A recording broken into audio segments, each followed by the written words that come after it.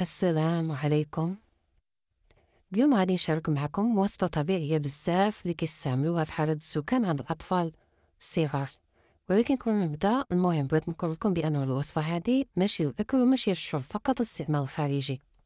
أولا كناخدو بصلة تنقسموها على جوج، كنديرو فيها القرنفل بهاد الطريقة هادي، كنغرسوهم فيها، كنحطوها بالجانب ديال السرير ديال الأطفال الصغار أو الرضع، ولكن ما تكونش قريبة منو، يعني ما يعكسوهاش، تكون بعيدة شي شويش.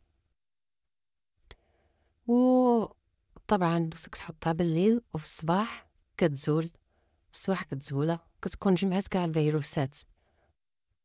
الرائحة ديال القرنفل مع البصل كتساعد على فتح الأنف وتنقية الجوب، وكتخلي الطفل أنه يرتاح مزيان.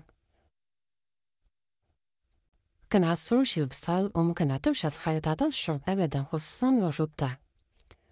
ومتنساوش تشاركو هاد الفيديو هذا مع الأمهات، وخليو لي رأيكم في التعليقات.